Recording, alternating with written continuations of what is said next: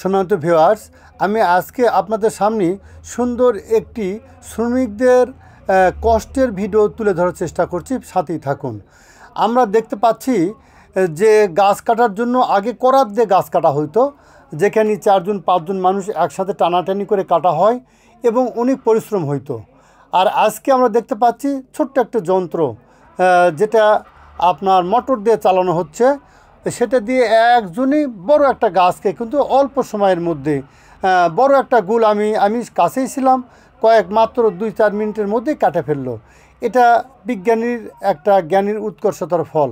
জি ভাই ও দোস্ত, আসলে আমাদের ভাবা দরকার। তবে হ্যাঁ, অবশ্যই কষ্টের কাজ, অবশ্যই ব্যয়বহুল কাজ। একটা মেশিন কিনতেও তো টাকা লাগছে, তাই না? সেই মেশিনকে কেনার জন্য মেশিনকে আবার তেল মোবিল দিয়েই তো চালাতে হয়। যাই হোক, যেটাই হোক, আমি বলতে চাচ্ছি যে শ্রমিকদের কষ্টের তো সীমা নেই। হ্যাঁ, বাঁধ ভাঙা কষ্ট, ইচ্ছা করলেই তো আর আপনার কাছ থেকে টাকা নেওয়া যায় না। উনি কষ্ট করেই কিন্তু টাকা নেয়। এই জন্য আমরা সকলেই শ্রমিকদের পাশে দাঁড়াবো, তাদেরকে সহানুভূতি দেখাবো, তাদের সঙ্গে ভালো আচরণ, ভালো পরিবেশে তাদেরকে কাজ করার একটা পরিবেশ সৃষ্টি করে দেওয়া, এটা কিন্তু আমাদের নৈতিক দায়িত্ব। সর্বোপরি যে কথাটা, আমরা অবশ্যই তাদের ঘাম শুকানোর আগে, আল্লাহ রসুলের সুরে আমরা সুর মিলেই বলবো যে তাদের ঘাম শুকানোর আগে তাদের পারিশ্রমিকটা দিয়ে দেওয়া। জি, যেন তারা আশ্বস্ত থাকে যে ধনী গরিব আল্লাহ পাকের সৃষ্টি, আর আল্লাহ পাকের বান্দা যারা, আল্লাহ পাকের প্রেমিক যারা, তারা ধনী গরিব ভেদাভেদ করে চলে না, বরং চলে যে আমরা মানুষ সকলেই সমান। জি, আর আমি তো ভাই আল্লাহ পাক যতটুকু আমাকে দিয়েছে, এটা তো আল্লাহর দেওয়া সবচেয়ে বড় নিয়ামত। আর এই নিয়মের শুকরিয়া আদায় করার জন্য আল্লাহর মাকলুক যত তৈরি করছেন, সৃষ্টি করছেন, সমস্ত মাকলুকের হক আদায় করা, তাদের কে ভালোবাসা দেওয়া, এটা কিন্তু আপনার নৈতিক দায়িত্ব।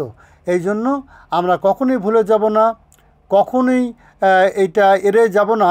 মাইন্ডে আজকে থেকে সেট আপ দিব, আমাদের অধীনস্থ যারা কাজ করে, শ্রমিক বলে আমরা মনে করি, তাদের সঙ্গে সদয় হব, তাদের সঙ্গে উত্তম ব্যবহারের মাধ্যমে তাদেরকে আমরা ইসলামের যে ভাই ভাই সৌহার্দ্যপূর্ণ আচরণের মাধ্যমে ইসলামের সৌন্দর্য ফুটে তুলব, যার মাধ্যমে আমরা অমরত্ব পেতে পারি।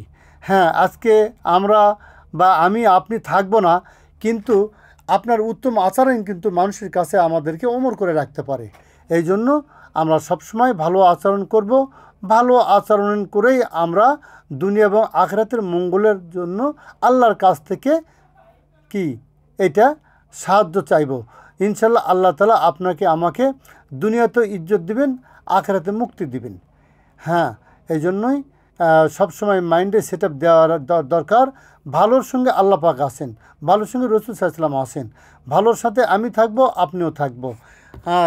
আর এইভাবে যেন আল্লাহ তাআলা আস্তে আস্তে আমাদেরকে দুনিয়া থেকে নিয়ে নেয়, তাহলেই আমরা হব সফল, দুনিয়াতে হব তুমি মরিবে কাঁদিবে ভুবন। আসলে কথাটা কিন্তু এইটাই ঠিক, যে আপনি হাসিতে হাসিতে মরিবেন, আর কাঁদিতে কাঁদিবে ভুবন। হ্যাঁ, ভুবনের যে বাসিন্দা তারাও কাঁদিবে আপনার বিরহে। যে আমাদের মাঝে একটা ব্যক্তিত্ব ছিল, যে আল্লাহ তাআলার বান্দা ছিল, সে আমাদের সাথে কতই উত্তম আচরণ করেছে। তার কথার দ্বারা, কাজের দ্বারা, তার পরামর্শ দ্বারা আমরা উপকৃত হয়েছি। এই জন্য